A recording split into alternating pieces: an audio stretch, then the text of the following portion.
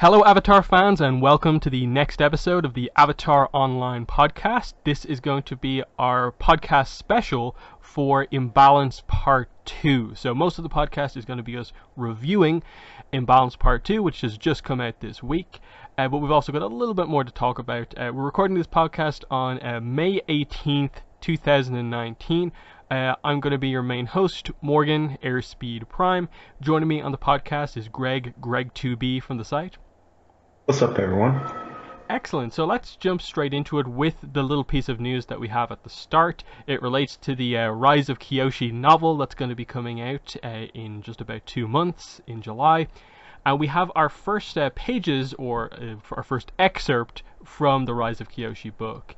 The first thing I think is interesting is that the article here from Gizmodo has a quote from Mike DiMartino about the book, which I think is worth reading out.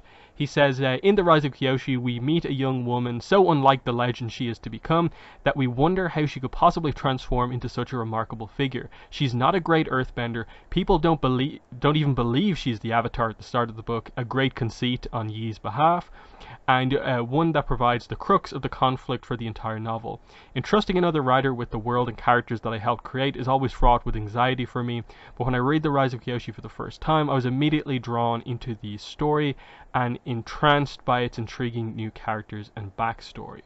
They also say here that the excerpt that they're showing us, which I think is about probably 5 or so pages from the book, is from the 7th chapter of the book, which is called The Iceberg.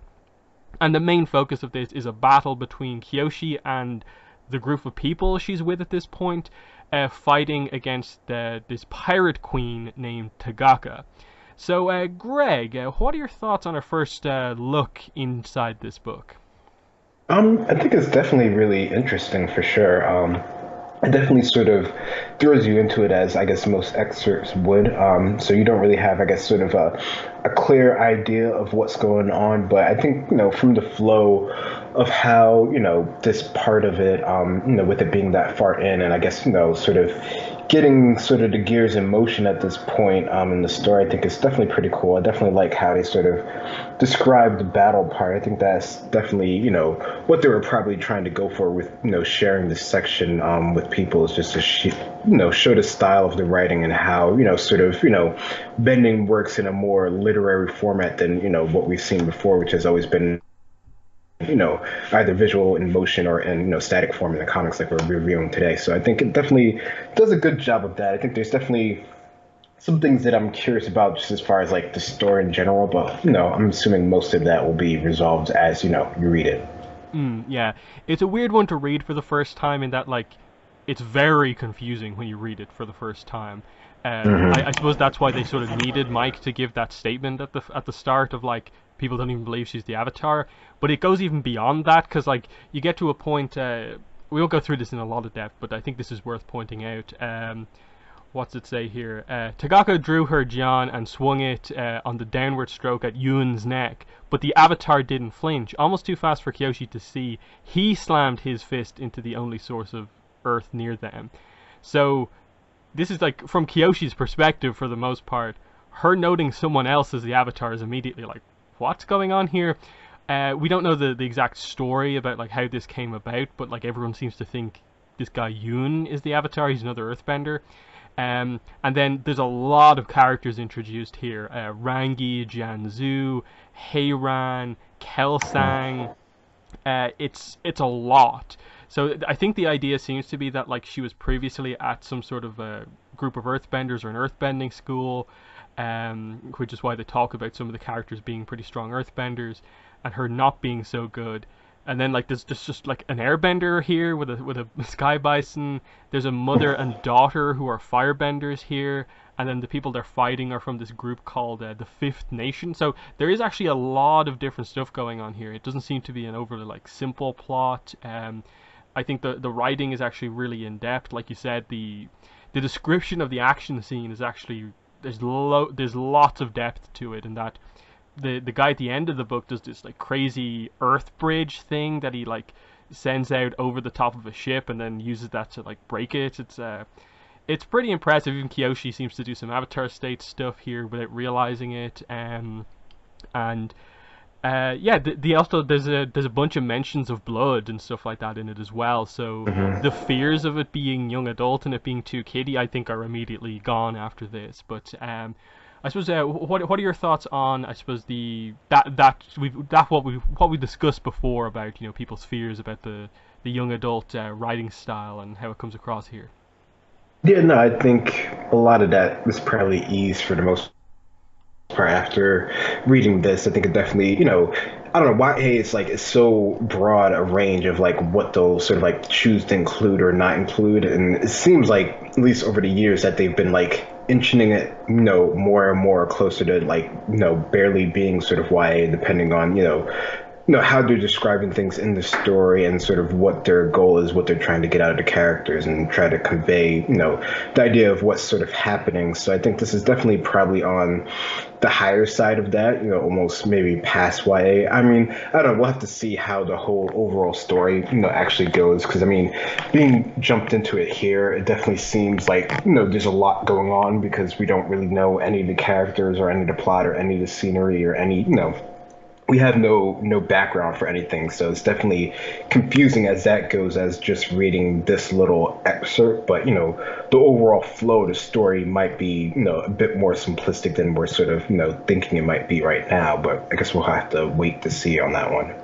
Yeah, it's definitely positive knowing that like we have like what 450 pages or something like that. Hmm. It's still, I think, fairly unclear about the whole, if there is actually going to be those illustrations that we heard Hmm. about from the description or not. It's kind of weird that they haven't mentioned them or not, but it's like it's about 2 months or so before release. It's July 16th, so we don't have too much longer to wait, but definitely a exciting first look at it.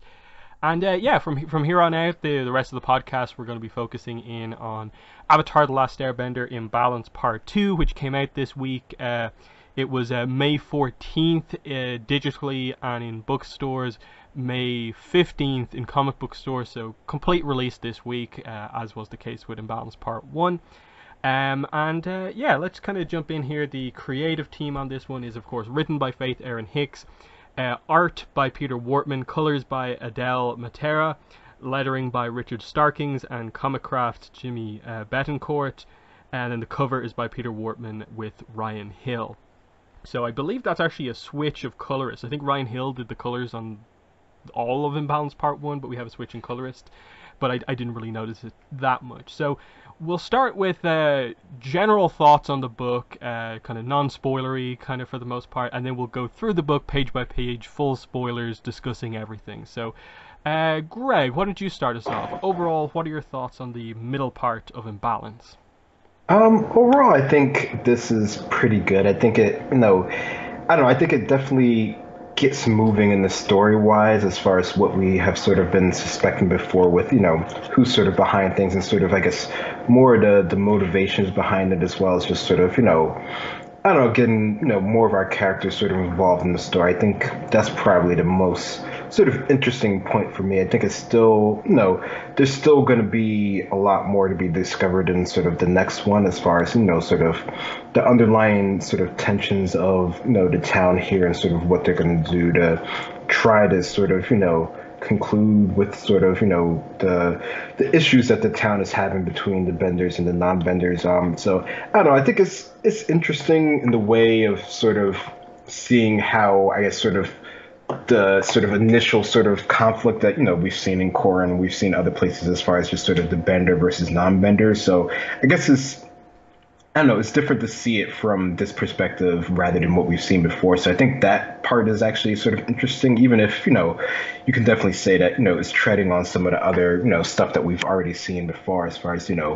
Bender's sort of, rallying against things. And then, we'll see how this flips back to the other side, later on, as we've already seen. So I don't know. I think it's moving along, which is a good thing. Yeah, I feel very similarly about part two that I did about part one, in that it's all well written, the characters all feel in character, the art is good. I just like a lot of the comics fairly recently. I don't think it's the most eventful book, in that I think if you take out the last page of the book, you don't have a lot left here, in that Mm-hmm. um, I think this book suffers a little bit because basically the entire plot of this book is just catching the characters up with what the audience already knows. By the end of this book, they're just in the position that we were as of like the last page of Imbalance Part 1, where like Li Ling's behind it. Oh, Li Ling's behind it and we have her. And then the interesting part is like the last page of the book.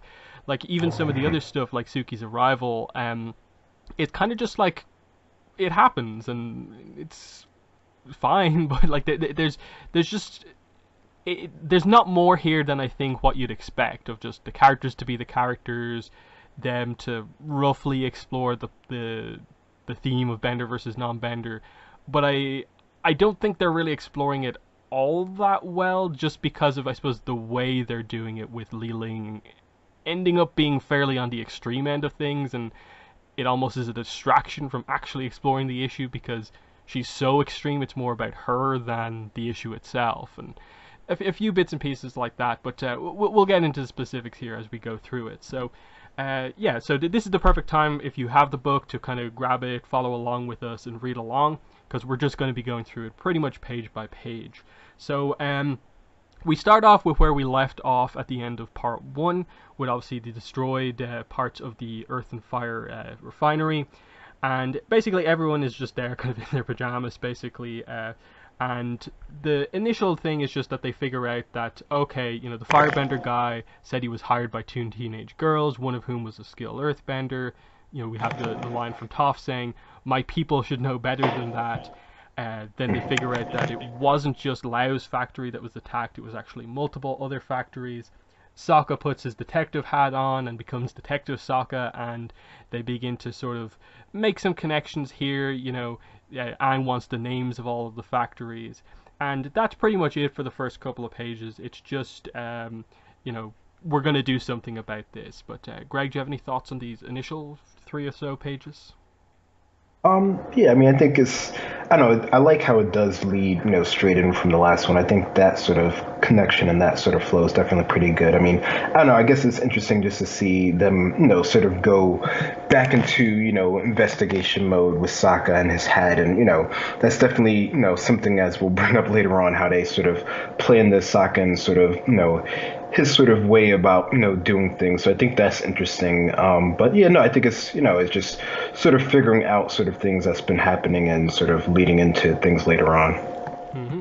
So we get a little bit of a montage in the next page as they go around sort of investigating, talking to people in or around where all the damage is, and then Sokka and Aang actually have a bit of a conversation here. They just this is basically where they sort of begin to piece everything together. Aang says there doesn't seem to be a connection between them, but Sokka notes there is a connection. All the factories are owned by non-benders, and judging by the damage, the attacks were done by benders. And Sokka says it makes sense if you note what was inside it. Benders destroyed a factory filled with machines that can do only what only benders used to be able to do. And Sokka just notes that he's fine with like his sister being able to do this sort of fancy stuff because he's good at other stuff, and they make a joke about like wearing the hat, and that's something that only he can do. And then, I suppose a bit of a serious moment, Sokka does say, but remember how we just finished fighting a war where a really evil Fire Lord tried to take over the world using bending. Bending is a skill that only some people have, and some benders use that skill to oppress other people, especially non-benders. And they note that, okay, so this is why everyone's going to feel threatened by the factories and why they do it. And Aang just says to everyone that he wants to talk to all the bender-owned businesses to ask them for help for the non-bender-owned businesses and try and bridge the gap and so on. And he knows exactly the person to start with, and that's Li Ling, of course. So what are your thoughts on this scene, primarily between Sokka and Aang? Yeah, no, I think that's definitely. I know. I like how they, how Sokka sort of goes about it.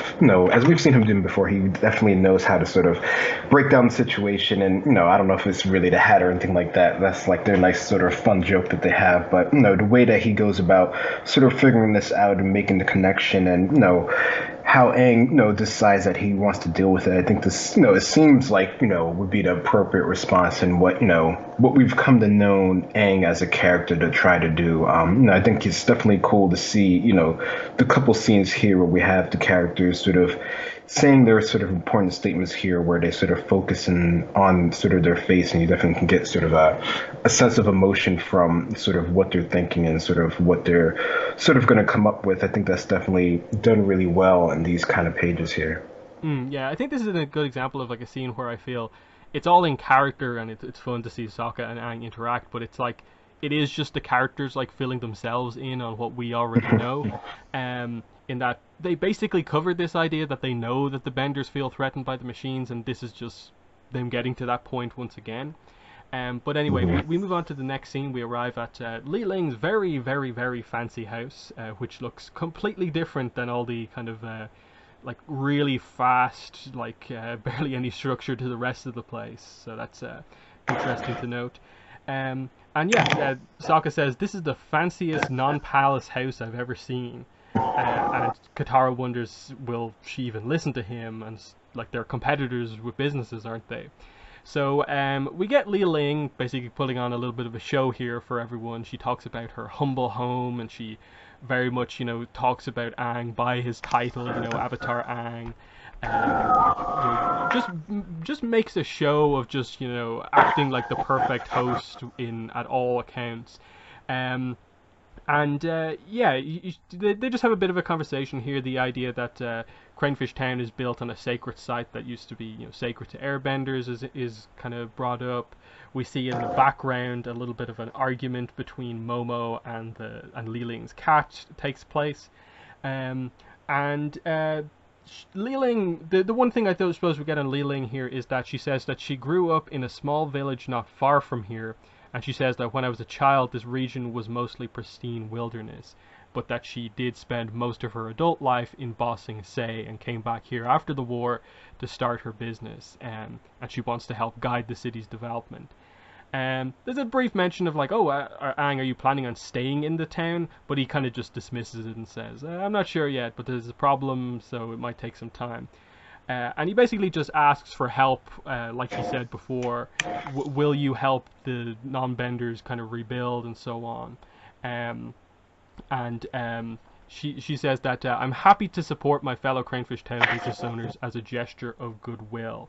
As we see, the cat is actually the one who knocks over the Kyoshi statue.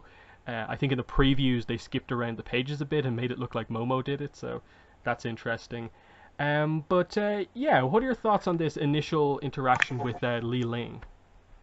Yeah, no, I mean, it seems like sort of your classic sort of the bad guy that your heroes don't know is bad yet, except for of course Toph from later on, sort of just warming up to the Avatar. So from here, I mean, it almost seems like it might everything might be okay if you didn't already know as a viewer, that she's already planning things behind the scenes. But no, I think it's a nice sort of introduction to sort of getting a little bit more information on her as sort of like a character, and maybe something that she sort of holds back.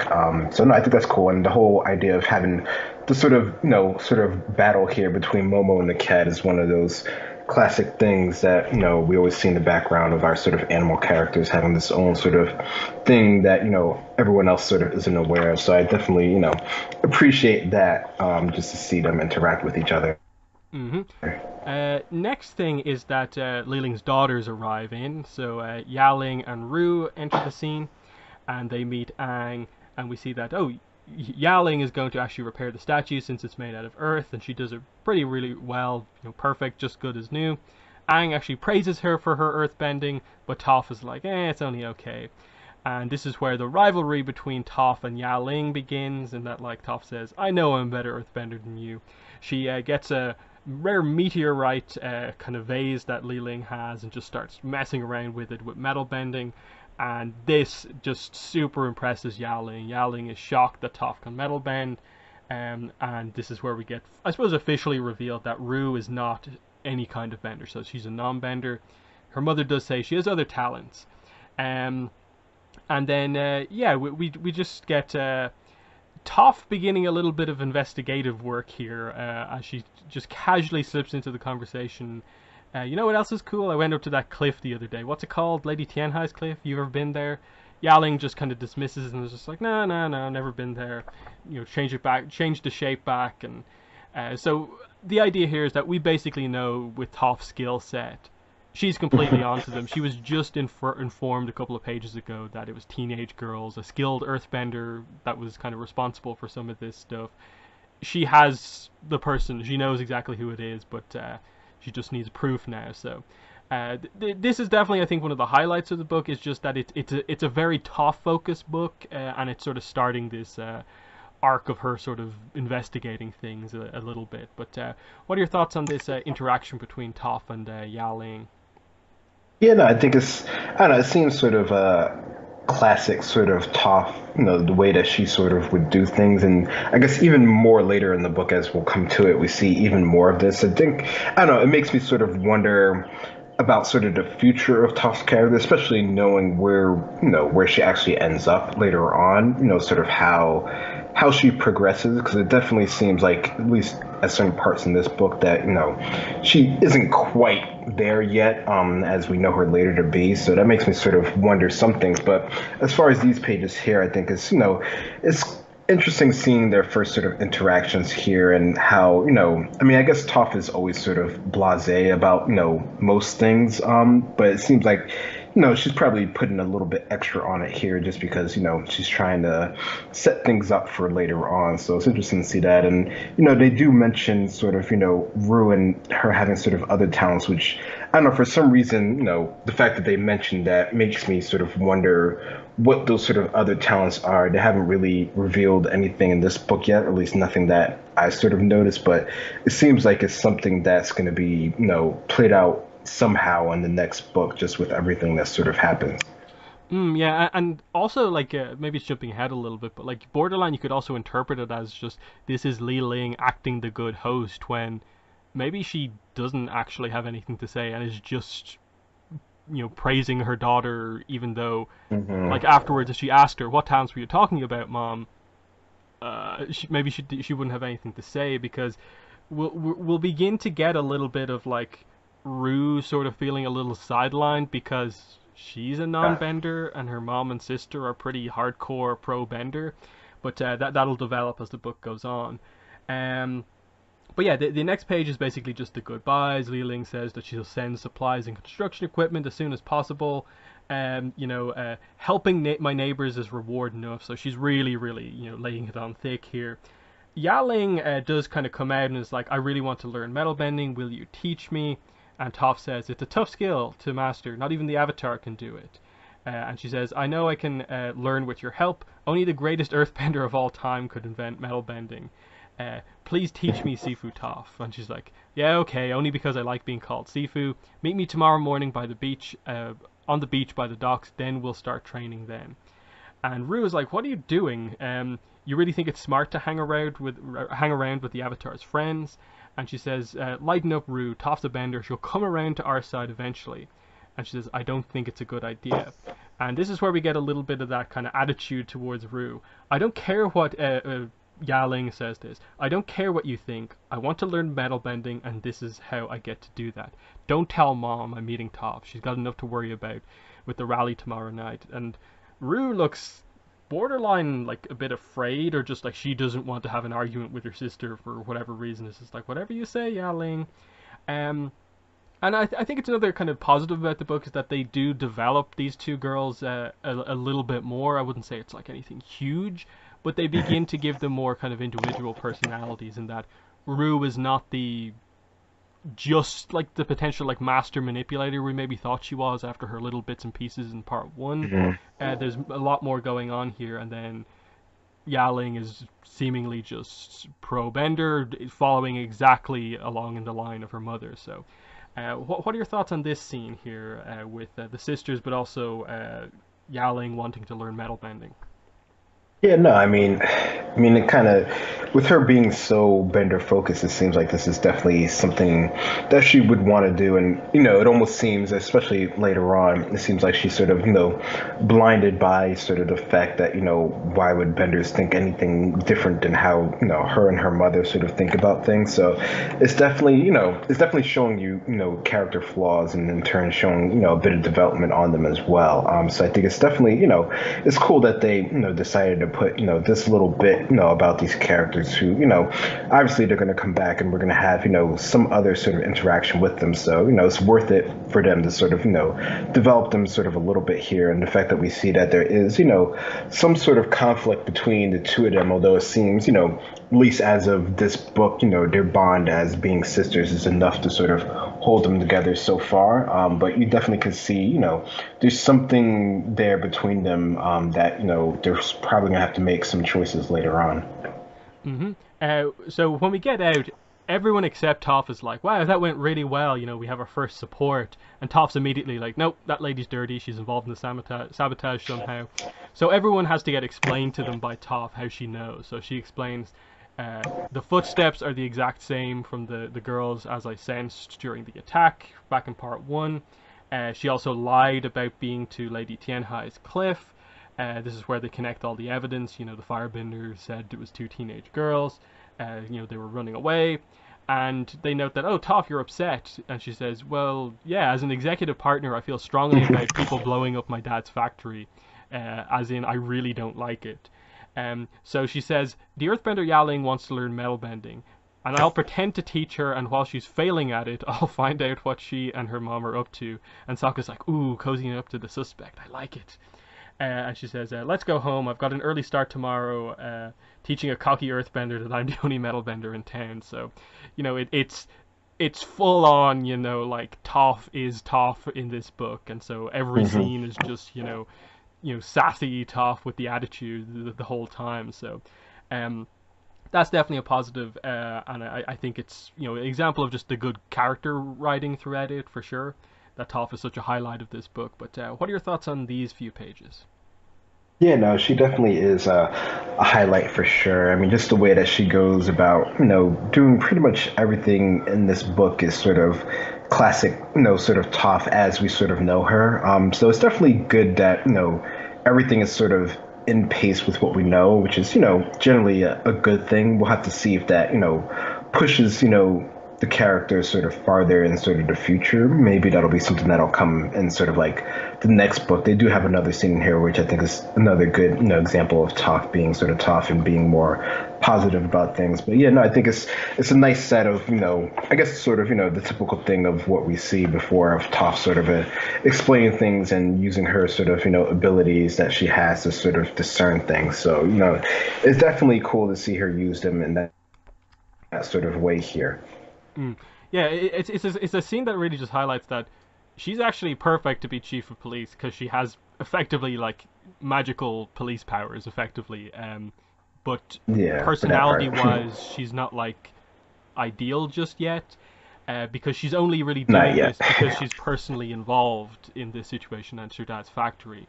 And otherwise, I think you'd say she's actually relatively uncaring about the situation here, in that she probably wouldn't make a particularly good police officer in this like overall situation, because she really isn't showing any like empathy towards the situation going on here at all, as we'll kind of see. We already saw it in part 1, but we'll see it again. So we turn the page and we get what I think lots of fans have been waiting for. It's the arrival of Suki back into the story. So there's an eel hound and Suki on the page. Sokka turns around and is like, gasp, is that? And is what? Toph says, and immediately Sokka just runs over. It is, Suki's here. There's a diving hug here as Katara and Aang, together just look on. It's like a cute moment, and he says, "You got my message, of course. I came as quickly as I could. Borrowed this eel hound from a friend in Yu Dao. He got me here in no time." The eel hound licks Sokka, and Suki says, "Oh, he likes you."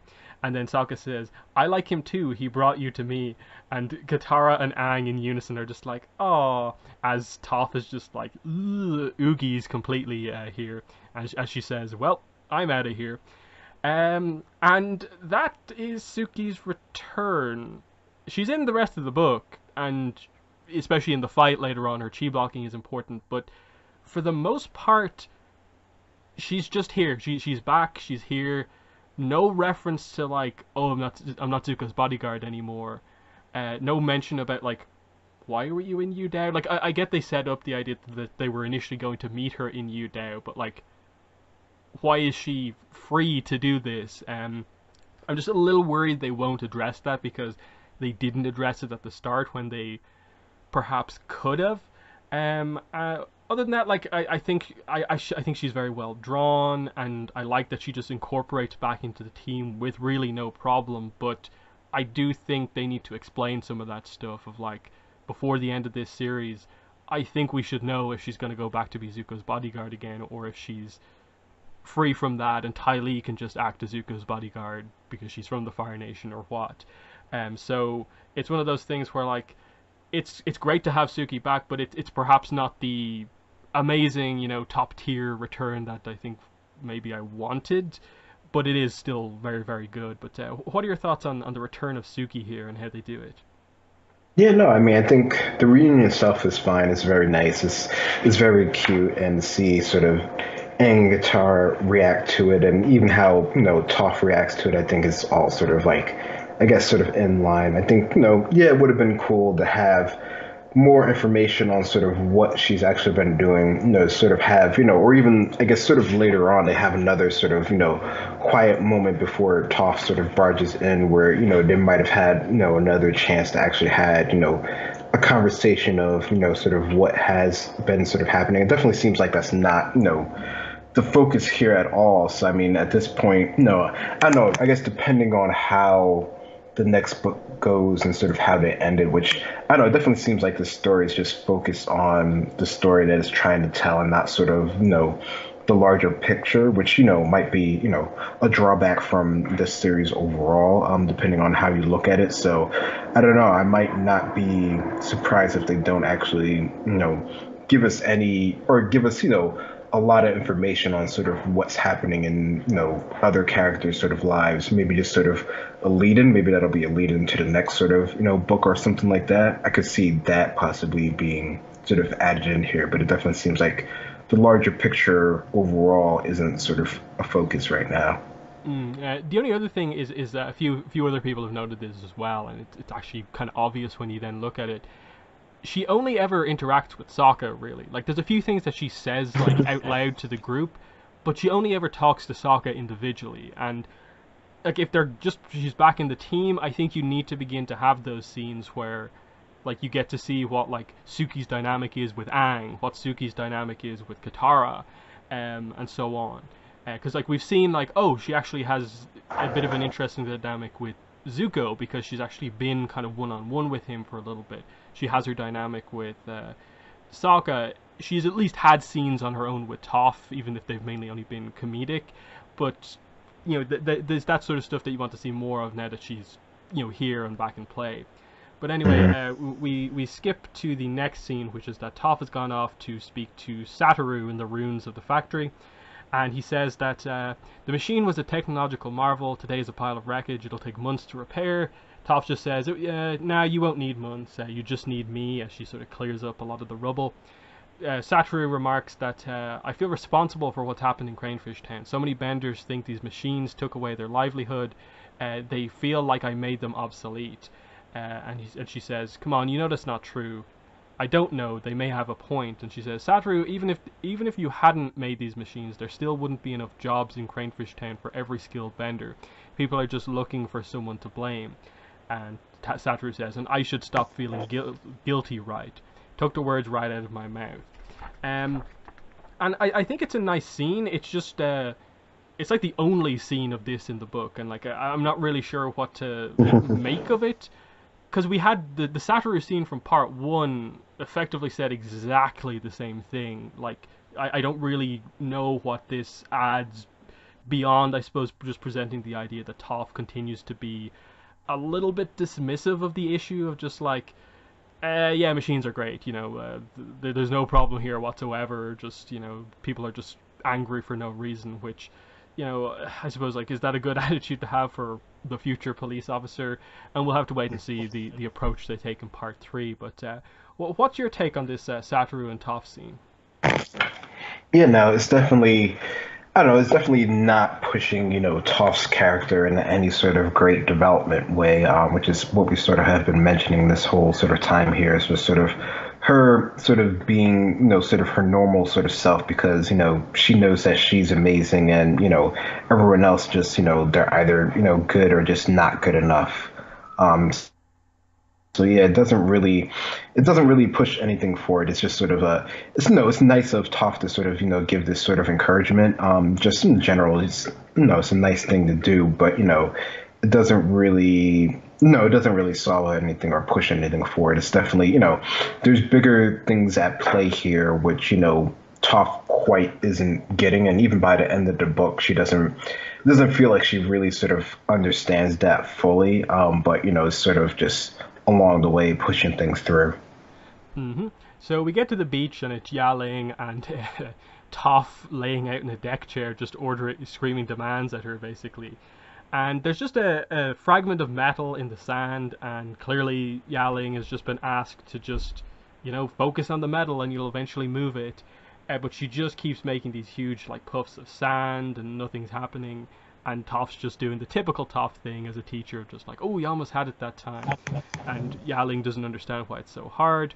And she just says, it's got to be patient, it's only your first day. She says, I tried teaching Aang to metal bend, but he didn't have the stomach for it. Kid's a great airbender, but he doesn't have the feel for metal. And Yaling's a bit shocked by this.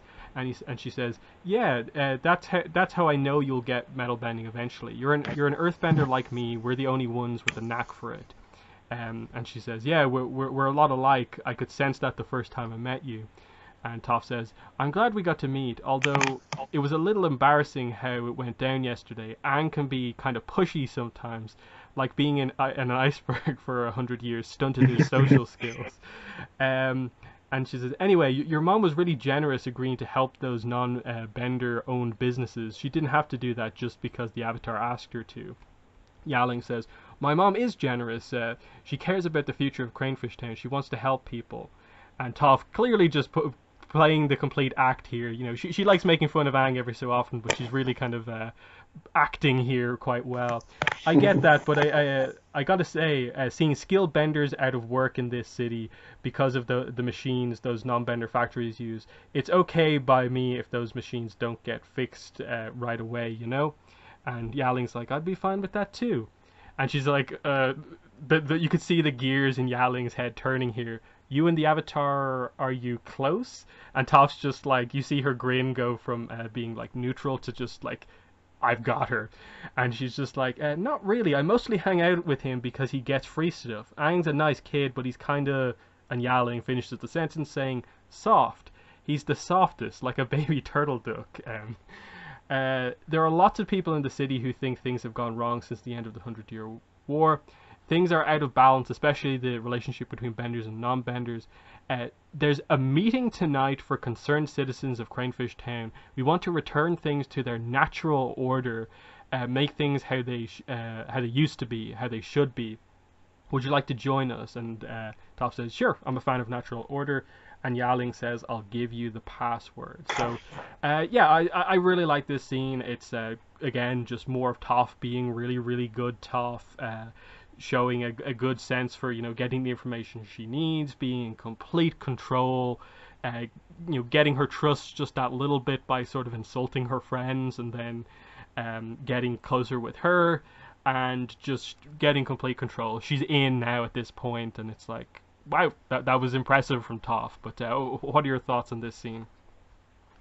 I think this is definitely pretty good. This is one of my favorite scenes of Toph in here because it actually seems like she's sort of growing more as a character. Like I could have seen Toph not having sort of the intuition to do this in past sort of encounters that she's had, but she's gotten to the point where for this sort of situation, even if it is sort of self gain here, she can sort of play these sort of type of roles. So this is where you definitely get to see some cool progress from her, and just understanding this sort of conversation that they're having here, and sort of gets you sort of also idea of the other character as well, as far as getting her point of view. So no, I think this is definitely a good set of pages here for sure. Yeah, and it's the first, I suppose, proper suggestion of what like Li Ling's kind of ideology is, with the Hmm. bolded natural order of like, oh, they think benders should be like in the ascendancy because they're more powerful. That's the Yeah. natural order thing. It's like, oh, so you see where they're going for just with that word. But anyway, next, Aang and Katara are just sitting down talking. Kind of Momo's asleep next to them. Sokka and Suki are playing cards together. It's all very peaceful. The door gets kicked in by Toph, and it just completely ruins the silence. And Toph says, Yaling was like space metal in my hand. She gave up that there's a rally tonight for the people who attacked my dad's factory. We go in, we bash heads, we save the day. And Katara's like, no, no, no, no, hold on, we should calm down. We need to discuss this. And Katara, the voice of reason as always, says, we don't know why the factories were attacked or what Li Ling's involvement is. She's on Cranefish Town's business council. We can't arrest her without proof she did something wrong. And Toph is like, we go in, we bash them heads, and we make them tell us what's going on. And Sokka's just like, what if we tried that without bashing the heads in? And Toph is like, we could, but why? And this is where Sokka comes back on in full force. What about this? Toph goes to the meeting with Yao Ling, and the rest of us get to disguise ourselves and sneak in after her. Then we can gather information. Seems like less fun, but if that's the way you want to play it, that's fine. Aang thinks it's a good plan. It also means that they need disguises, as of course Sokka takes out the Wang Fire beard and mustache combo and immediately puts it on. And Katara notes it again. She's like, is that your Wang Firebeard from when we were undercover in the Fire Nation? Do you keep everything from our travels? And Sokka says, no, just the beard and the hat and a couple of other dozen things. Okay, more than a dozen things. A dozen, but that's it, I promise. And Aang says, are you okay with this, Toph? And she says, I'm good, Twinkle Toes. I want to catch these people too, so whatever gets the job done. At least I don't have to wear a wig. As we'll deal with the disguises in a second, but yeah, again, I think Toph stands out again. I think you could tell Faith Erin Hicks really likes writing for Toph here, with just her dialogue, and even the Sokka I think is again really well done.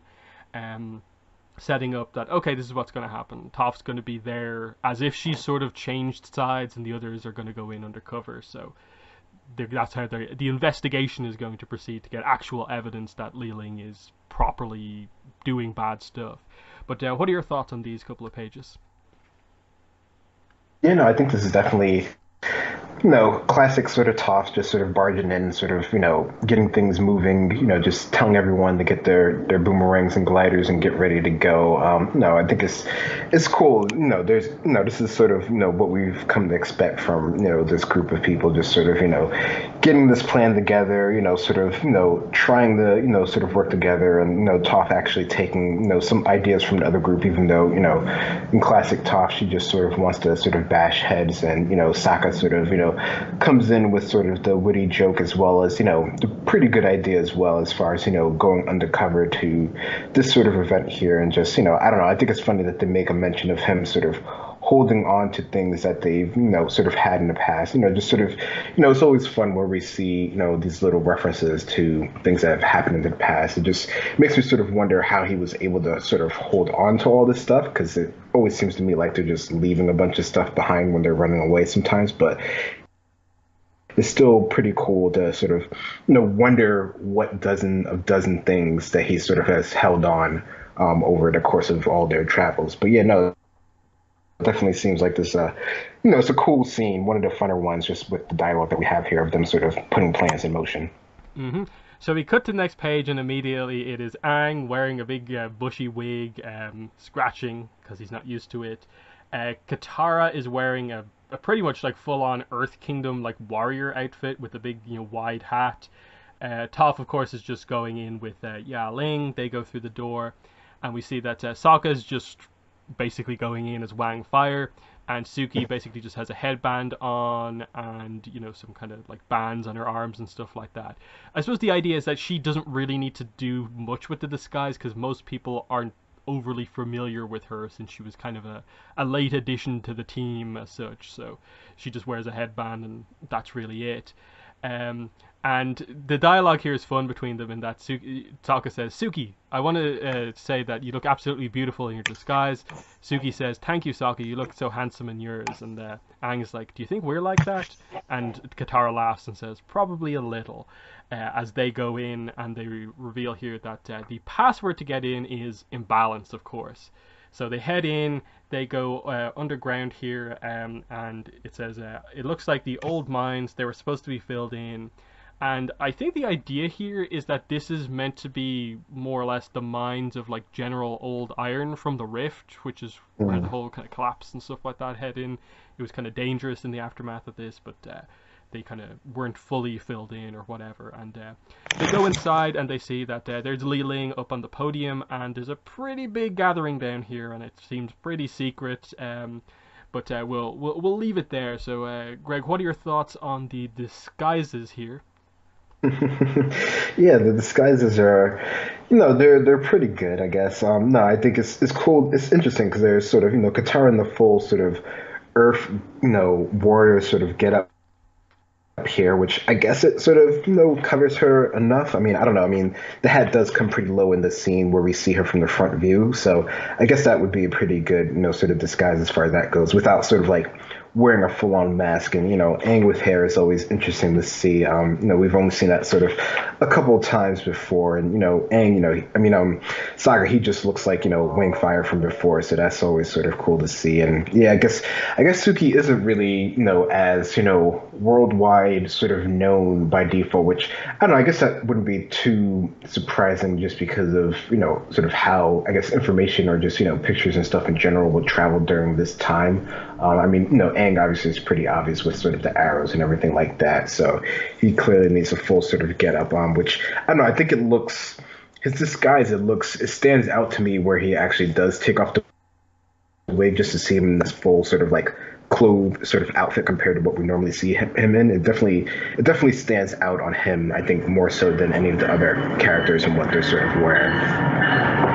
Yeah, the other thing with like Suki is that like I suppose most of the time she's wearing her Kyoshi warrior outfit, so she just looks like Kyoshi. Mm. Like that most of her appearances, she's just a Kyoshi warrior, and they all more or less look the exact same. But anyway, so they go in here, and it's revealed that okay, some of the business council members are here. One of the boys from the beach, from the part from Imbalance Part One, is there, and they find Toph in there, and they're like, oh, maybe we should get close to her. And Suki says, but she's up there alone. Shouldn't we be closer to give backup? And this is where Li Ling starts her speech. So she says, Benders of Cranefish Town, this city has fallen out of balance. Only 2 days ago, Liu Beifong, the non-bender head of the Earth and Fire Industries, tried to pass a law preventing benders from using their abilities. His intent was clear. He wants to push benders into the margins to replace us with machinery controlled only by people like him. Everyone screams that we will not be replaced, not without a fight. She says, there's a natural order to the world. Benders are leaders. We rule governments, we guide communities, we defend our families. Our abilities make us stronger, they make us greater. We are worth more than non-benders. We will not stand by while they deny us our rightful place in the world. And we see Rue looking on behind at her mother while she's saying all of this with a very concerned look on her face. I think we'll actually stop it there, even though it's only been like a page or two. Just because I think the start of this is interesting to note. But Greg, what are your thoughts on, I suppose, the first part of Li Ling's speech here and Rue's reaction to it? Yeah, no, I mean, her speech just seems like sort of, what we've heard in the past of just sort of, typical sort of benders thinking that they have, that their might makes them sort of right by default. And sort of, this is just sort of the natural order of things, and anything that sort of, progresses in that sort of, way just isn't how things are supposed to be. So, to see her speak out so vocally about this and to see the crowd sort of, react in this sort of way, definitely, you start to get, even more of an idea of the sort of, tensions that this town here, and, getting to see Rue's sort of reaction to this on that, sort of civil frame where we see her sort of, questioning sort of what her mother is saying here, definitely, makes you wonder sort of how she's going to react to this all later on, or just even up until this point what her sort of involvement has been. Like, she's been with her mother for all this time, so why is it at sort of this point now that she's sort of possibly thinking something different. Whereas, her sister here with her reaction is just sort of, just sort of like smug in this sort of, agreement sort of, facial features versus Toph when her sort of just, Toph might not even be paying attention to anything that's being said right now for all we sort of know. So yeah, no, it's definitely, she's definitely, sort of rallying the crowd towards this sort of idea that she has here. Hmm. Yeah, I think it's really telling that that panel just above the Rue one, like we are worth more than non-benders, and her non-bender daughter is like right behind her, and like it seems like Li Ling either is just unaware of like the obvious kind of backhanded, insult here. It's pretty crazy. I think with Li Ling, given like where this book ends up going, I still think it ultimately comes back to the fact that we don't know, I suppose, her personal reason, what her motivation is behind feeling this strongly, because they told us already, like she's wealthy, she's in a good position, even with everything that's happening with the like benders and non-benders, she's doing very well. Her daughters are going to like do well because of that as well. Like why does she care about this so much when I suppose personally she is in a good position, and this is where I think obviously the like where's the girl's father, what's going on there, you know. I suppose what's the reason behind this is what I really want to get to, because otherwise it is just this character presenting the extreme view of things. Otherwise she is just like Gilak 2.0 more or less, with just presenting some interesting ideas, but if there's no personal reason behind it, it's just a mad woman basically. But we move on. She says, "I'm here to tell you to come together as benders, to put aside your Fire Nation, Earth Kingdom, and Water Tribe differences. Join together against this non-bender insurgents. With your help, I will take back what is ours." And the reaction from like obviously Aang Katara is like, "This woman's out of her mind. We need to stop this." But Aang knows we can't start a fight here. We're outnumbered. Some questions come in. How are we supposed to fight against the non-benders? Half the council is non-benders. All they have to do is complain to the Earth King, and he'll march his army in. And she says, "I have a plan which will allow us to drive the non-benders out of the city through legitimate means without attracting the attention of the Earth King. We will bankrupt their factories. They rely on their machines to do their work. If those machines are destroyed, they won't be able to fill their orders and will quickly go out of business. My plan is already in motion. One by one, non-bender businesses will fail, and we'll drive them from our home. We will set right the imbalance in the world. Cranefish Town will become a city that belongs to benders alone."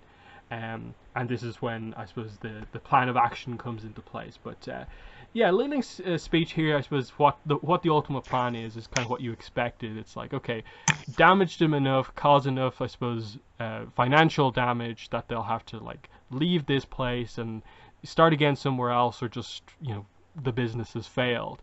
Again, I think it all comes back to like, okay, you want this place to be benders only, but like, why? Like, it's weird, but it does it doesn't really mean much, I suppose, without the why right now, for me at least, and that's why I don't think the book explores the bender non-bender stuff like that well, at least right now. But Greg, what are your thoughts on the end of Li Ling's speech and what the plan actually is? Yeah, no, I mean, the plan, in theory, it sounds like it could work. I mean, the only thing I could think of is like, what if those factories, start, back hiring, benders again? Are they just not going to work with them because they're non-bender owned? I don't know, how that all would sort of play out there. But, I mean, I guess, the idea behind it, and, she has already started it, even though, she gave sort of, maybe some support to one of the company this sort of helped to bring back. But I don't know, definitely, like you said, sort of without sort of the motivation, it does seem, more on the crazy side of, the way of doing things without having, any sort of connection here. I think, the poses that they sort of have her in, it definitely seems like she's really sort of just, trying to sort of, get people up, get people sort of angry at the situation. You get to see, everyone shooting off, the rocks and the fire and the water after her sort of last line here to show that they're really sort of into what she's sort of saying here. So I don't know. It definitely seems like, there's enough tensions and enough problems in the city that, this is something that probably would have happened eventually, but I don't know, she seems to be pushing it forward a lot sort of faster than maybe it would have happened otherwise. So Yaling decides that this is the time to bring Toph up on stage. She says, she's not like him. She wants to be part of what Mom's doing. She believes in it. And Toph immediately is just like, actually, no. You're crazy lady and you're going down. By the power vested in me, by me, you're under arrest. And Aang does the usually Sokka, like, uh, forehead slap to the forehead here, and he's like, "Oh, Toph, what have you done?" As he didn't want the big conflict, but Toph has just started a battle basically in this cavern. Um, so yeah, this is obviously her directly saying she is performing an arrest here under basically no authority here. She's performing an arrest, so that's interesting. Um, Next, of course, Yaling and Toph have a fight here. Yaling calls her a traitor, and of course, Toph is like, "You sabotaged my dad's business. You're the one acting like it's your right to rule the world." And she says, "I'm the only one who gets to destroy Satoru's machines, and it's because I'm an executive partner." And she says, "You chose non-benders over us." And she says, "No, those non-benders are my friends and family. I'll always choose them over you." Aang takes the wig off, and everyone jumps into battle at this point. So, what are your thoughts on this sequence here? Yeah, well, this is where, Toph doesn't, she's sort of, I guess she's at her sort of limit as far as, being undercover and sort of playing around with things. I mean, I don't know. I think, maybe this could have been resolved some other way and they could have, got some evidence, but, I don't know, with Toph in the mix, you can, things don't always go as you would think they might be planned. So I don't know. It's definitely a cool scene to sort of start to see the sort of action bit of this sort of comic here. I think it's definitely the way that they do the action, I think is definitely, at least the earthbending specifically, I think is really cool, especially with all the scenes right here with Toph involved. I think they're definitely going to do a good job of getting all of these, sort of the poses and emotions that we've seen from the show sort of in line and incorrect. So I definitely sort of appreciate that sort of stuff here. But yeah, it's just sort of, now it's time to sort of bash heads as Toph originally wanted to do anyway. So next, we see that Li Ling notices that the Avatar is here, and she seems very shocked. You should have stayed away from my city. I never wanted to be your enemy. And she continues her speech here. She says, "Look at this. The Avatar and his friends are here, but not to support his fellow benders. Instead, he stands on the side of non-benders. Is this the Avatar you want? A boy who abandons you when you need him most?" And everyone in the crowd is like, "Yeah, where was the Avatar when the Hundred-Year War ended? The Avatar never has any time for regular benders. We're trying to make a living and he pals around with our enemies. Down with the Avatar. Boo. Go home, Avatar. You're not wanted here." So I think this is mainly important to more or less like with the last page in mind and kind of what Aang's decision there could do. But he says, "I don't want to fight you, and it's too late for that." And this is where Li Ling jumps into the battle and reveals herself to be a pretty powerful earthbender. I wouldn't say she's like anything like crazy top tier, but she does some pretty big moves here. And she says, "Drive the Avatar out of the city. Now it's time to fight for what's yours." As just everything kind of goes off here. The room is filled with benders, so fighting happens all over the place. We see Katara gets going with the water bending. Sokka throws his boomerang. Suki goes around she blocking everyone. As Yaling and Toph continue their fight, and this is a fun interaction here. Yaling says, "You're a lousy teacher. You didn't teach me anything about metal bending." And she says, "That's the worst insult you can come up with. I've got news for you. I've taught an entire school of lily-livered knuckleheads to metal bend. You can't learn metal bending because you're a terrible bender." And Yaling says, "I'm an amazing bender. I'm better than you." And Toph just says, "Prove it," as they basically put on earth boxing gloves and kind of just smash each other across the ring. Interestingly, it is a sort of like even 50-50 and they both go flying back. But it seems like Yaling is the one who's kind of more injured from the knockback here. But yeah, what are your thoughts on these action pages here with Li Ling fighting and then the rest of the group? Yeah, no, I think this is, they definitely do a good job of, showing, off sort of all the characters' sort of talents and their sort of bending abilities. You have, classic Sokka with the boomerang sort of knocking people out. I think, it's interesting just to see him sort of, progress so far with the boomerang and how he sort of uses it, even though, everyone sort of, will joke about sort of his sort of effectiveness as even, Lowering sort of mentions it here, but no, I think it's definitely, I don't know, it's definitely cool to see, all these different scenes here. And yeah, you mentioned the whole thing about, sort of Toph and them sort of being almost sort of on the same level. But I think, the real key thing is, like you mentioned, sort of the recovery time. It definitely looks like one is La Ling is more, injured, I would say, especially, after, sort of getting blocked before later on.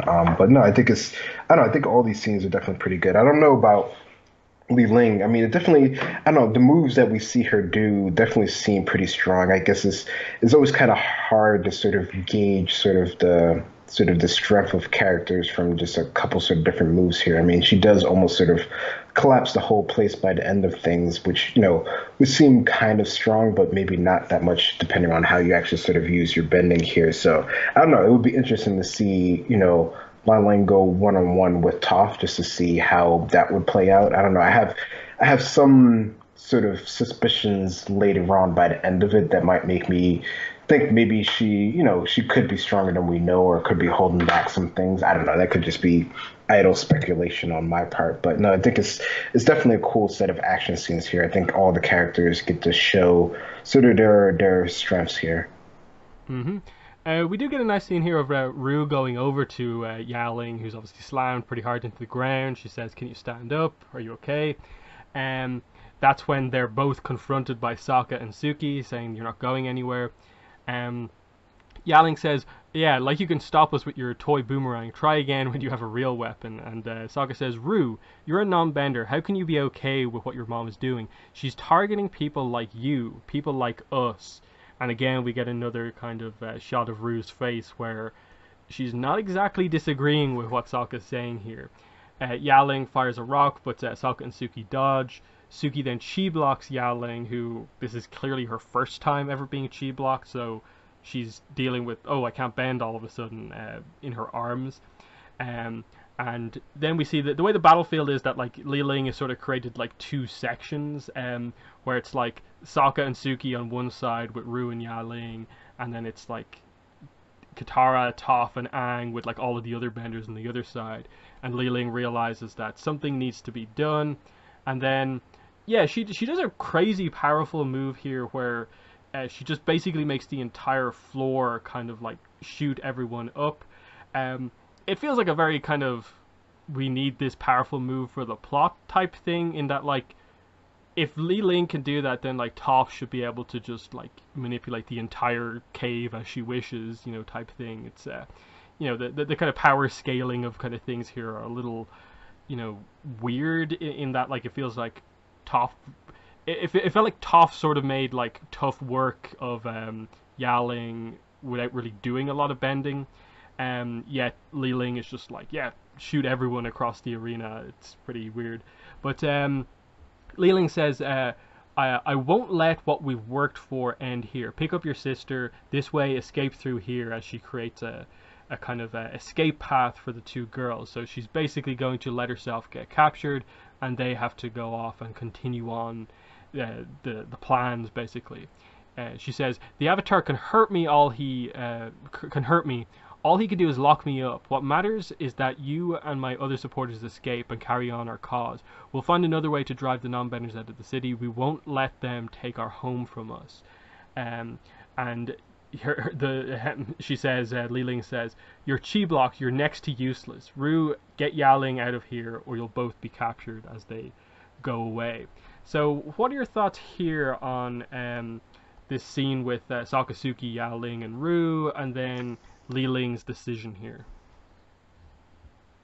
Yeah, no, I don't know. I think it's, seeing the scene here and seeing how it plays out. I mean, just, starting with the whole sort of chi block thing and sort of, how that's affecting them. I think it's definitely interesting to note because, when you haven't sort of, I guess, whenever, I can remember when sort of like Korra was first sort of chi blocked and stuff like that. It's definitely, something that you're not sort of expecting, especially when you're a character that's so sort of ingrained in sort of your bending here. And yeah, I think, seeing how, this fight sort of progresses, and, you mentioned the whole sort of like power scaling, how it sort of, seems to be a large move just to be sort of a large move, which I definitely could see that reasoning here. I don't know, for some reason, I think it's more the fact that it's sort of like a surprise attack, rather than it's just sort of so strong that it's sort of, sort of push everything sort of away. Because, from what we know of Toph, she definitely could do, the same sort of,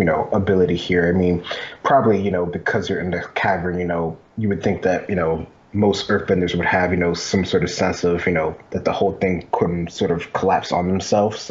Especially Toph, I'm sure she would know that just with her sort of sensing abilities here. Whereas, La Lang probably, especially in this sort of dire sort of situation, is probably less restraint in that regard here, regardless of who is actually sort of stronger. But no, I think it's definitely, she has to sort of do something to sort of, keep the idea sort of in motion. It makes me sort of wonder if there is sort of a backup plan here as far as, taking control of the city here, or if it's really just sort of this is it for now, and the focus is just going to sort of being getting, Liling back from, the Avatar and their sort of group having them captured. Hmm. Next page, we see Li Ling about to perform a gazan here of basically taking down the cave on top of herself. But Aang steps in, really powerful airbending blast, and just knocks her off her feet, stopping her from, basically doing her kind of earthquake move here. Toph holds up the falling rubble as Suki rushes in and she blocks her. And yeah, this is where Aang says, "You're under arrest for crimes against the people of Cranefish Town. It's over." And Li Ling says, "It's only just begun." As Aang and Katara look at each other in like a really like sassy, like what she's talking about way. It's an interesting panel. Um, but yeah, that's how Li Ling gets defeated. Yeah, I like that Aang gets to deliver a pretty powerful move here. Suki's chi blocking is actually pretty important here. And yeah, it's just she's happy to be captured because, like she said earlier on, like they'll just hold me prisoner. But what are your thoughts on this sequence here? Yeah, no, it's definitely, it's pretty cool and bad just to sort of see, sort of her try to encapsulate the whole sort of cavern here, which I don't know, that definitely would have been pretty crazy if they actually sort of went through with that, how that would have, resolved things. But, they're able to pretty much do sort of quick work of sort of capturing her here. There wasn't any sort of, sort of big sort of scuffle here. I guess she really was just sort of trying to let everyone sort of away. And yeah, no, I think it definitely is interesting how they do have a whole sort of panel dedicated to just these, Qatar and Aang sort of looking at each other, sort of wondering thing. I think, there's a couple times through the whole comic here that they have, particularly, like, it's interesting sort of faces or reactions to things that's sort of happening. I don't know. Maybe that's just something that they did more in this book, particularly rather than the last one, and I didn't notice it as much. But yeah, that definitely seems to be a thing here. But it's a fun little page just because we know they have a particular sort of dynamic here. But no, I think it's cool overall. Hmm. Next, we cut to Ru and Yaling, who are now kind of like safe, but Yaling's bending still hasn't come back. Ru goes to kind of comfort her, but she says, "Don't touch me. That girl, she took away my bending like it was nothing." Ru says, "It's only temporary. Chi blocking doesn't last forever. Your bending will come back." And Yaling, sort of panicking now, says, "What if it doesn't? Then I'll be just like you." And you see Rue about to comfort her still, but then she sort of pulls away. You see her bite her bottom lip and just get up. But instead of any sort of like reaction like we'd maybe expect after all the setup, she just says, "Come on, let's go home. Mom let herself get captured so we could escape. We need a plan to get her back." So she's still supporting them despite the sort of abuse she's getting for doing nothing wrong whatsoever. So I think it's all these scenes that are leading me to kind of be like, Rue is definitely one of the most interesting characters in the series, kind of coming out of this part, because they've set up some stuff very clearly across like 3 or 4 different scenes, and then she's done something that you don't really expect her to do. Um, and again, like why should she support her sister when her sister's giving her just nothing but abuse when she's trying to comfort her here? But what are your thoughts on this scene between the two sisters? Yeah, no, I think I definitely can see where the interest lies in sort of Rue here, just as far as her, sort of trying to sort of support this. I mean, she doesn't say anything particularly sort of about the plan per se. Just, we need a way to sort of get mom back, and then, maybe from there something else will happen. So I don't know if she's really going to sort of, doesn't seem like she has a particular sort of idea set as far as taking back sort of the city as far as that sort of goes here, but she definitely is taking a lot of sort of grief here that seems as far as we know is undeserved here, which I don't know, I guess her sister is really just sort of distraught over losing her bending, like I mentioned, this being sort of her first time experiencing this. It definitely can seem like something that's pretty sort of shocking if you've had it sort of your whole sort of life here, and she definitely is not sort of handling it well. She definitely doesn't seem like she's been prepared for this, possible sort of outcome in any sort of way, and I don't know, it makes me sort of wonder sort of how that's going to play into things later on, especially with how they sort of end the book. Maybe that'll actually factor into some things. hmm So yeah, last couple of pages here. So they have Li Ling imprisoned in a metal cage here in kind of like an abandoned factory. Um, and Toph says, I metal bend that prison myself. It comes with 100% no escaping Toph guarantee. And she says, so we just got to catch her daughters and this is all wrapped up, right? Sokka says, it's more complicated than that. There were dozens of people at the rally, everyone from the street toughs we fought when we first arrived here to business council members. Cranefish Town's community leaders are a part of this. It's not just Li Ling who's the problem, it's how much support she has from all benders in the city. Katara says, but she's the one putting out the ideas of bender supremacy in people's heads. She's telling them non-benders are to blame for everything wrong in their lives. Sokka says, she is, but I don't think what's happening in Cranefish Town is going to go away if we keep her in jail. She's bringing to the surface resentments between benders and non-benders that have been brewing for ages. Aang says to Toph, we still need to decide what to do with her. At least we can get in touch with Earth Kingdom authorities. And Toph says, oh, I know what you should do with her, Twinkle Toes. And then last page here, the big cliffhanger ending. Make an example of her, so her supporters back off. Do to Li Ling what you did to the Fire Lord. Take her bending away. And Aang is left stunned at being asked to do this again. So, what are your thoughts on this as the ending? Definitely, I guess now we know sort of what the whole decision is and sort of what he has to decide. So, I think it's definitely, I don't know. I mean, this is definitely, it seems pretty, I don't know, to me, it seems kind of extreme just because what Lilling has done doesn't seem anywhere quite on the level of what the Fire Lord has done. So, as far as, like, if you have some sort of like imaginary bad scaling of things, which, is always sort of a hard thing to judge regardless. But just having that sort of idea in mind, it definitely seems like something that's on the extreme side of things to do, and that can it can go so many ways as far as maybe it could work, or maybe it could just push everyone else sort of towards rallying and towards using her as sort of like a martyr for her losing her sort of bending there. So it's definitely a lot more complicated situation than what would initially sort of be thought here, and I'm sure I would think that they're going to explore that a lot more in the next book. Just from the idea of Sokka just coming straight out and saying that it's a complicated issue. It's not just sort of taking over the leader of this sort of idea and sort of that sort of solves the problem. There's there's a lot more to it with their other people being part of the council, and just sort of just regular citizens is not something that can be sort of handled so lightly. So it's definitely going to take a larger change, a larger sort of initiative to sort of, calm the fears that the city is currently having. Yeah, like I think this last section with Sokka is kind of interesting in that, like, on one hand, like, it is saying that the book is going to try and, like, do Hmm. something with this, but at the same time, it is just saying it's a complicated issue. That's basically what they're saying here. It's just, this is complicated. Just taking out Li Ling won't solve everything. And then it's really clear that, of course, Toph's solution also won't easily solve everything. So to get into this discussion, I think we will bring in the part 3 description here, at least the first section. It says, while Aang grapples with a life-changing decision that only he can make as the Avatar, Toph and Katara implore him from opposite sides to choose a path. So the setup here is obviously this is the big decision. Should Aang take away Li Ling's bending or not? And Toph obviously is very much in the pro takeaway bending side of things, which means that Katara is in the opposite side of things. And I think immediately this page is the most interesting one in the whole book because it means part 3 is going to be super, super interesting because Toph is personally invested in this. So she wants Li Ling punished for what's happened because she's blaming her for everything that's happened.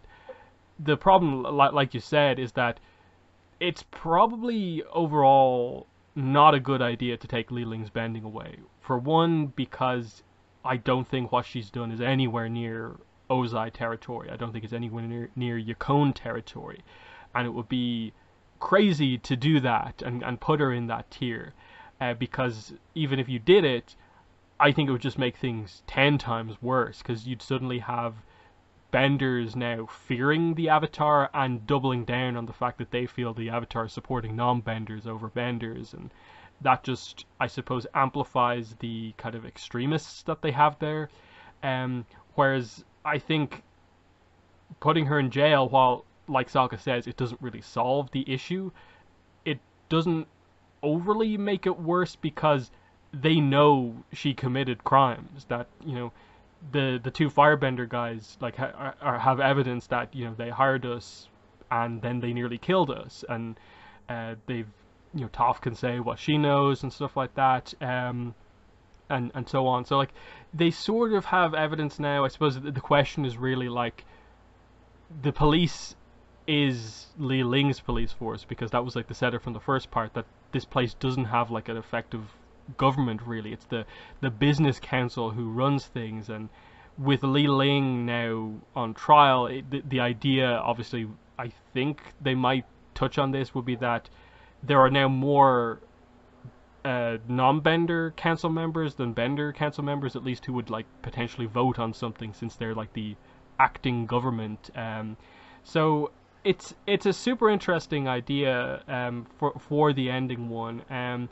I hope they do it justice and actually have a proper discussion about this. But Greg, what do you think the approach is going to be? Because like the setup from part 3 seems to be that Toph is going to like give her opinion. This is why you should do it. Katara is going to say this is why you shouldn't do it. What's your take on how the two characters are going to approach convincing Aang? Yeah, no, I think that's definitely going to be a key part of it. And just sort of, I don't know. I mean, I guess with Toph, she definitely has such a personal involvement with this. And, with her sort of personality and her way of going about doing things, it's definitely, her straightforward approach of sort of, just meeting things sort of head on definitely seems like it's going to be coming at odds and ends with the way, Qatar or Aang or, even most of them sort of, the way that they think about things, sort of factoring all the different sort of sides of things. So it makes me, regardless of what the decision is, it makes me wonder how they're sort of going to try to explain it to her. Because, Aang usually he can see, both sides pretty well. He'll have trouble sort of deciding what to actually do, and he'll probably try to figure out some sort of middle ground, which I don't know what the middle ground from bending or not taking the bending would be, but that's just his sort of character, just sort of the airbending sort of mentality of trying to find sort of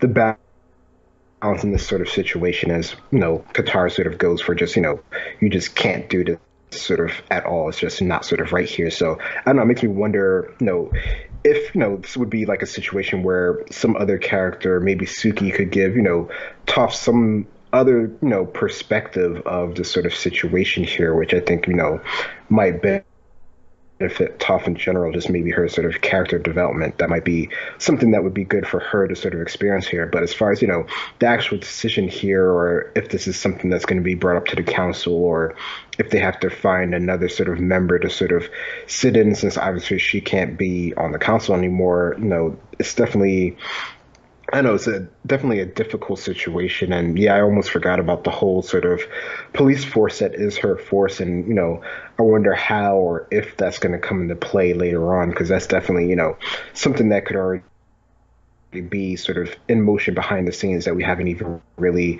seen how that works. So no, I think there's definitely a lot of different factors here, and I don't know. I think regardless of the decision with Li Ling and what they do with her, there's the bigger idea of the town at large. I think is almost sort of more important. I mean, Li Ling is definitely sort of a factor into it, but just how you deal with the actual people of the town, with the benders and the non-benders, I think is, there's definitely, I don't know, I'm sure they're probably going to already work it out, but there's, there has to be some way that they sort of can get them back on sort of the same sort of level playing field, or maybe it's, I don't know, I mean, I'm sure it won't be, level, perfectly level in any sort of way, especially, when we see what happens later on, 80 years or whatever many years later, but, there'll be some level of things that I can definitely see happening in a couple of different ways. But yeah, it's definitely going to be interesting discussions for sure in the next one. Mm. Yeah, my approach for Katara, who they haven't yet like directly set up what her approach is going to be, but I think based on her character, it's going to be the when you're a bender, your bending is like a part of you. It is not just like a tool that you can take away, and it being gone like has no Mm. impact basically. Especially with like I suppose personally what her bending means to her, in that like her mother basically died to allow her to have her bending, is like a way of kind of looking at like what happened there. That's why she has her bending. That's why her bending is so important to her and how it relates to her mother. Um, and for her, the idea that like you get your bending taken away for committing like any crime. Katara is probably going to be presenting the idea of like what level of crime deserves to be punished by having your bending taken away, and does Li Ling meet that criteria? Because I think the idea is that like no one's really gonna like disagree about like should Aang not have taken Ozai's bending away. It's probably very similar with Yukon. Um, but here, the crime that Li Ling committed isn't necessarily to do with her own bending. It's more of like she masterminded something and was like responsible for ordering this, that, and the other. But it was more or less other people with bending who actually committed the crime. So it's like Li Ling gets her bending taken away because of that. Feels a bit weird, and at that point, like I suppose the counterpoint to what Toph is probably going to say is like, yeah, at what point does a bender, get punished for a crime and they don't get their bending taken away? Like, is it it's too much of a kind of slippery slope type thing if you start to do it Mm-mm. for one person and not the other, and then suddenly Aang needs to be involved in every single criminal decision that's made and so on, um, uh, and then yeah, with Toph, there's the personal involvement here. I'm wondering how they're going to do it, where it isn't just that like Aang would immediately side with Katara. Because like I think right now Toph's approach is going to be tough to see Aang siding with in any way. So I wonder what like Toph is really going to say that will in any way kind of get Aang leaning on her side of things, because I don't I think based on what Aang has seen, the people already just getting angry at him just because Li Ling said some stuff about like he doesn't care about you, he supports non-benders. He's probably going to be aware of the fact that if he takes her bending away, so many benders are going to turn against him, even more than already are. So I think what they're probably going to do is that Aang is probably going to have to like kind of like make it very public about like this is something I can do and like I will do in certain situations. I don't think this situation warrants doing it, but just be aware that if you truly misuse your bending, I will take it away to keep balance. And I think it will probably be something along those lines is probably going to be the end result, where he's not going to do it directly here, but he's at least putting it on the table that like he will, if a situation arises where like it has to, someone's just too dangerous with their bending and so on. So again, I wonder how they're exactly going to approach doing it, in terms of like you have to have all this other action stuff like that take place. So when are the scenes going to happen? Are they going to be talking in the middle of action, or are they actually going to sit down and properly talk about this? The other thing from the part 3 description is that meanwhile Rue and Ya Ling concoct a fiery ploy to get their mother back, and based on the cover obviously we see a fire, so it's I don't know what necessarily they're setting on fire. Is it just the entire city, or is it the factories again? But they're going to create some sort of chaos, and in the chaos they're going to try and get their mother out. Whether or not this will accomplish their goal or not, I'm not entirely sure. But I think in all of this, I want to see some sort of resolution for Rue, Ya Ling, and especially a more personal reason for Li Ling to come out of this. I really hope they don't just make her Gilak 2.0, where part 3 just comes and goes, and she just feels that way because she feels that way, and we get no explanation about why she is so basically anti-non-bender, despite her success and so on. So I want a personal reason for Li Ling and to see what they do elsewhere. But where do you think they might go in part 3 with Rue, Ya Ling, and Li Ling? That's a good one. I mean, I don't know. I like the idea of a personal sort of reason behind this. I think there should be some sort of reason. I'm not sure. I don't know. For some reason, I'm not sure if it's going to be that sort of great a thing. But I think, a resolution or maybe a split between the sisters is something that I could, potentially sort of see coming. I mean, we know they concoct some sort of plan to get their mother out, but I'm wondering if however they go about that, and maybe the mother having to sort of choose side between the sisters, or one of the sisters just sort of, splitting off in general. I don't know, that seems like something, especially with Rue and her, sort of the faces and sort of the ideas that we sort of have been mentioning could be, I don't know, that could be something that I could definitely see happening, throughout the course of the next book. Yeah, like I wonder, like, will it be as simple as just there's some moment where either Ya Ling or Li Ling is about to do something, and like Rue kind of turns on them. She like steps in front to like defend someone, where like a member of the team is about to be like, taken out by Ya Ling or Li Ling, and Rue steps in front of them.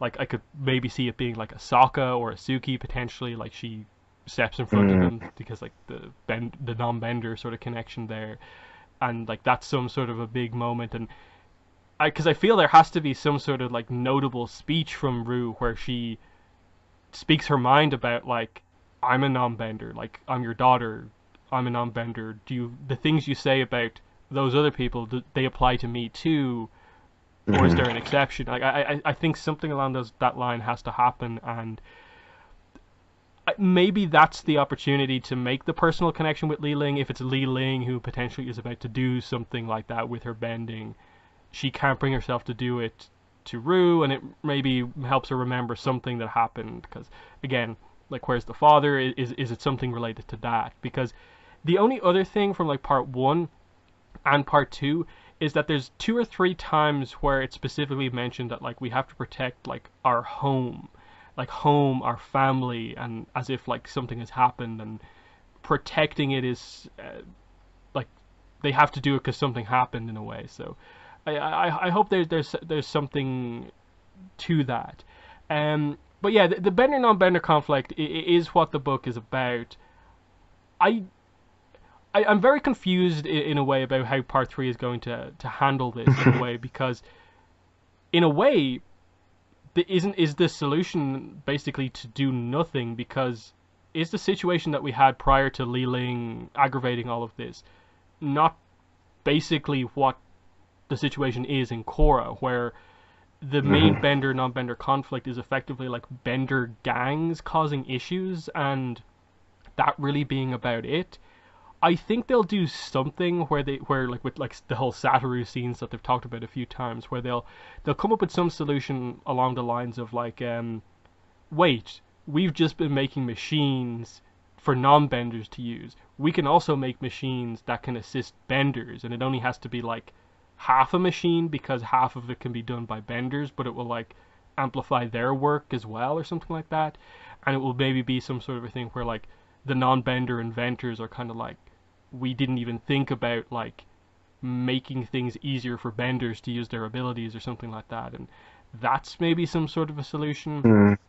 And then I think it just gets into the fact that like they haven't really gone particularly in depth with exploring a lot of this stuff. Where like has it ever been even addressed if like benders were like offered the training on these machines, or like offered just to switch their role to being on the machines, or like is it just a bender pride thing where they didn't want to do that, they only want to use their bending to do it. The fact that like it's left unsaid is kind of weird, and that you could take it like either way or the other. And that's the kind of point I'd make about both part one and part two together, is that the Li Ling extreme view has sort of been like a distraction from the actual issue, and it's only Sokka like right at the end, like second last page, saying, actually, this has been a distraction. Even now that she's dealt with, the issue is actually still there to be dealt with, and that's another reason why, like with part two overall, I feel like it didn't use its page count particularly well to like tell the story, in that they basically just said like, oh yeah, this investigation didn't really get to any sort of solution. So, um, what's your take on like how this book is going to approach actually coming to any sort of solution with Bender versus non-Bender? Is it going to be something with the machines or anything like that, or is it going to be some sort of a noted change with Cranefish Town?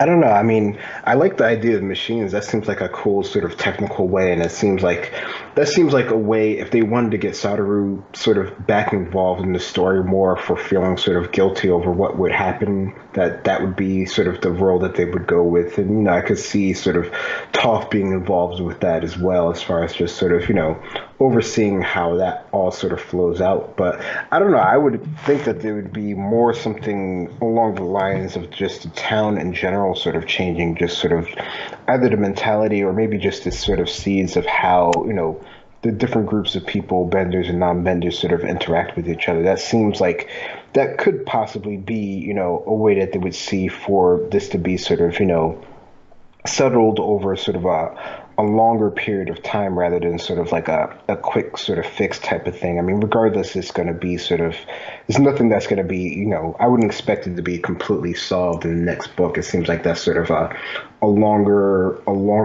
sort of, type of thing. And, of course we know that even later on, it still isn't fully received, fully resolved. So, something that it's definitely going to be a work in progress for quite a long time. And, that's where it does sort of seem like it is sort of, trending over, things that we have done in the past, or I guess technically it's in the future. But, that's the part where I guess, like you sort of mentioned, that the story seems like it's sort of something that we have seen before. So that's, possibly, a negative depending on your point of view of it. Yeah, I think my fear is just that they're going to explore the issue in the same way that they did at the end of North and South, where it turned out that, oh, Gilak is just a madman, he's just out to kill people. And then, like, I think by the end of the book, they're like, okay, the issue isn't fully dealt with. There's some protesters here, but Sokka's just like, they'll get over it kind of type thing. And, like, we didn't really talk all that much about North and South by the end of North and South.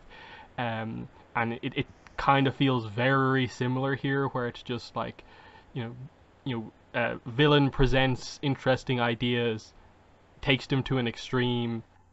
The book sort of like brushes the main issues kind of aside and comes up with a vague solution without really exploring the issue. And if all they're doing here is just to like act as like a setup for Korra, it's kind of like, did you really have a story to tell here as such? But hopefully with the whole Aang, taking away bending exploration, that should at least be pretty good.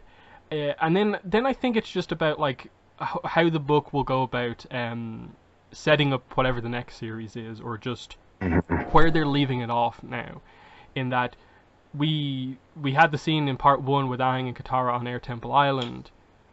There's this slight hint in a scene earlier on in this book of like Li Ling basically asking, "Oh, are you gonna like stay here or something like that?" And Aang's kind of like, "I'm thinking about it." Are they going to commit to like Aang being like, "Actually, I need to be around here. We can't just travel forever type thing. I have to like be here." And it's the same sort of, I think, question that needs to be asked of like Suki. I think by the end of the book, if they don't address like where Suki's going, because like I'd be pretty frustrated if just by the end of the book Suki's just like, sorry, I have to say goodbye again, I have to go back and be Zuko's bodyguard. I'm just kind of like, huh? Like, n- okay, that's fine. We got to see her again, but like, we're not really progressing anywhere. We're like, their Sokka and Suki's relationship is like so long distance at that point. It's kind of like, where's the development coming from? And then with Sokka, I kind of feel like, do you kind of not have to have him kind of go off on his own a little bit as well? Because it seems like they've all but set up that Toph, by the end of this book, is going to potentially want to pursue some sort of a law enforcement career. Maybe she has to do some training on that front, or maybe she'll want to switch the focus of the metal bending school to be more kind of training a kind of guard force type thing. Um, I can see, I think a few people suggested that maybe Ya Ling by the end of the book decides that she wants to be a guard. Like if they come up with like a happy enough solution, Ya Ling actually being revealed, oh, she can metal bend, and she actually wants to go into like police, be a police force, because like she is actually a good earthbender. So I think that would be a somewhat interesting kind of position of like Toph, the chief of police to be, and then Ya Ling as like the first other officer in training or something like that. But how do you think the book will go about, I suppose, just kind of leaving off our characters in the aftermath of this? Will they actually, I suppose, build to the future, or is it just Team Avatar will go wherever they need to do, which has kind of been the situation for basically all of the other books? Yeah, no, I mean, I would like them to sort of, push it forward towards, I don't know. I mean, I guess I could see it being interesting if the characters did sort of go out on their own sort of ways. I guess sort of that's always been like the draw of, just the story in general is having our characters sort of together as a group as they go through this sort of journey here. But, at this point in their sort of, individual sort of development that it actually might seem to have them sort of split off in certain things, like if Aang and Katara were to sort of stay here and Sokka and Suki to go somewhere else, or and whatever they do with sort of Toph and sort of her development. I mean, she seems like she probably has the most sort of free reign to go between a couple different places that she's sort of involved with. I think that would it might sort of benefit from that, and you could always have the other characters sort of join in from time to time. So, I mean, I could see that being as a potential. I guess the whole idea of sort of Lawling sort of, or Lawling having sort of becoming one of the other sort of officers. I think, I don't know, that seems interesting. I think it definitely would be cool. It's not something that I see enough development for to sort of warrant it now. I do wonder about the whole sort of metal bending aspect, either her or the mother or something like that, just sort of, how that's going to sort of play out into things. I think that would be a cool, sort of surprise if they threw that into the story in the next one. But after that, I think, it's kind of open with what they can sort of do with. Mm. Yeah, and then I actually listened to our review for part one a couple of days ago in preparation for this, and again, when we were talking about the scene back in part one where like they cleaned the beaches, I was kind of Mm. like, is that potentially some sort of a solution where like there is this sort of like they're borderline setting up that sort of environmental problem of like how industrial this city has got so quickly. It doesn't have any sort of a like waste management system, so it's all just gone onto the beaches. Like, is that not a really obvious place for like benders to kind of be, for like jobs? It's just like cleaning the beaches or just like building like a proper like waste disposal things or something like that. It might come a little bit out of nowhere and be a little kind of subtle as a plot point, but like it's something, because that's the problem that actually probably needs to be solved the most. Is just like, I suppose, uh, basically invent a way for benders to have more jobs, because I don't think they're gonna go back on like oh, let's just get rid of machines so benders can have their jobs back. That's just going backwards.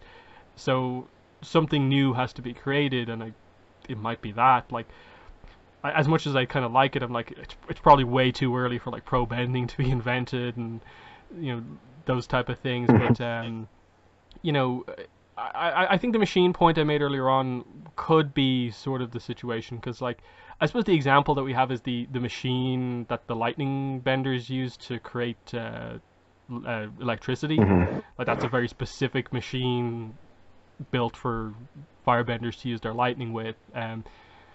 But I can see other like examples kind of coming to play as well.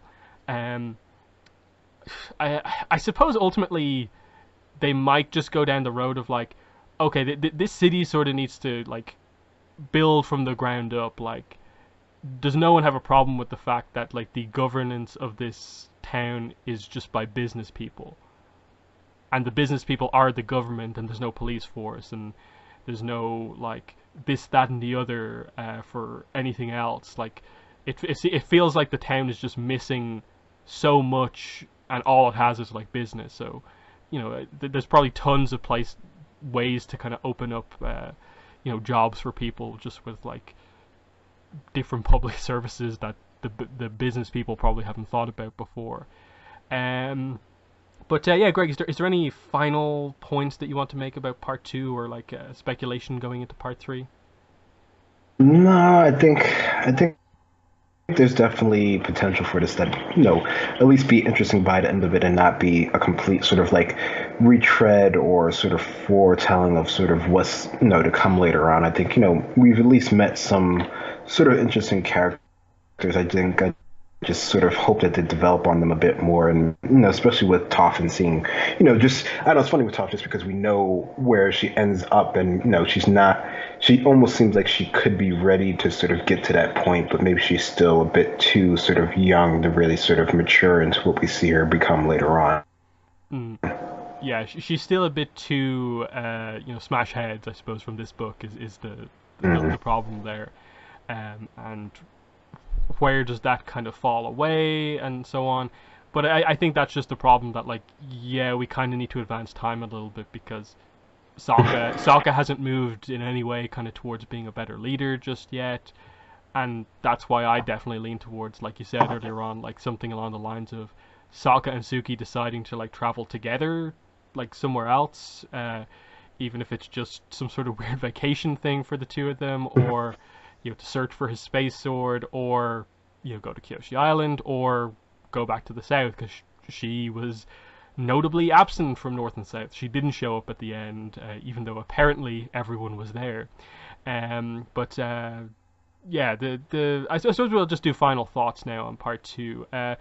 Like I said at the start, I think it's one of those books. I think I said the exact same thing about part one, where there's nothing particularly to complain about. It's all really good page to page. There's a lot of fun character moments and stuff like that.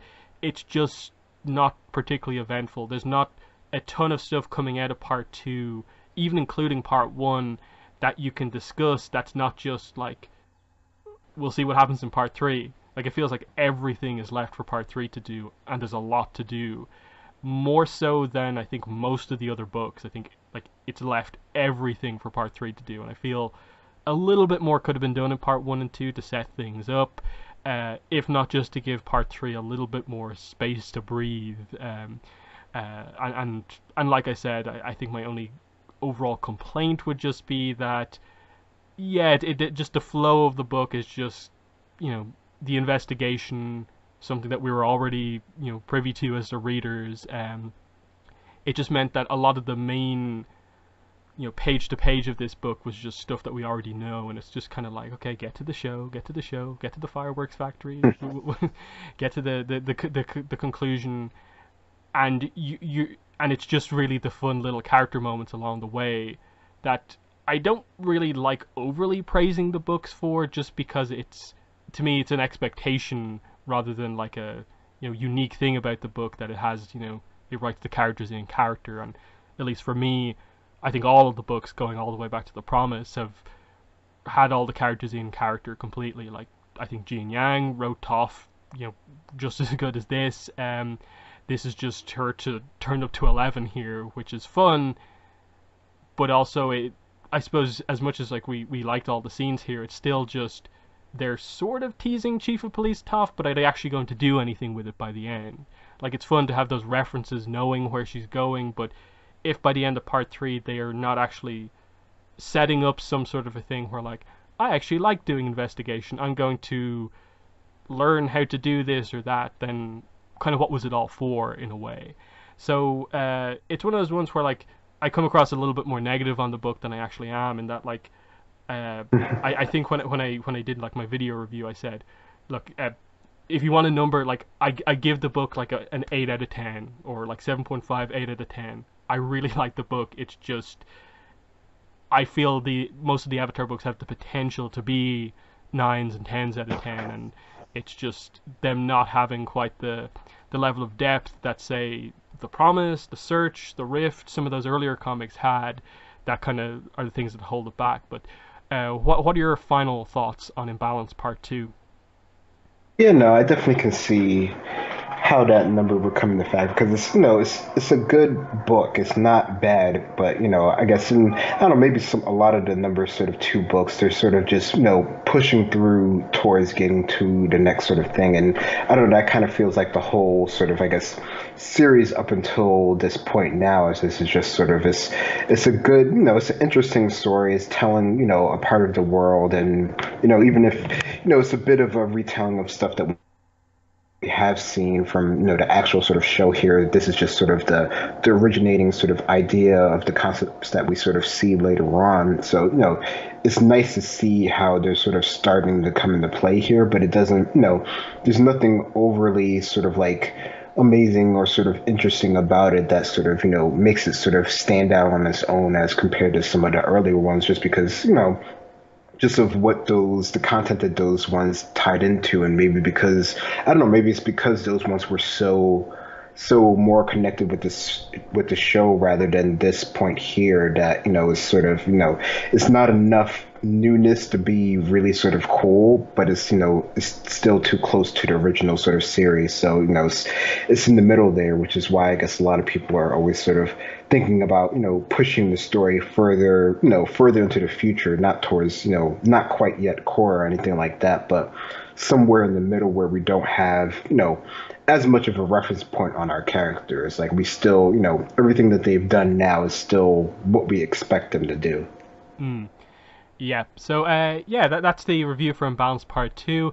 Imbalance Part 3 has had its release date changed twice, actually, in the last 3 days, which is crazy that, like, the week of release of this book, Dark Horse have changed the release date twice. They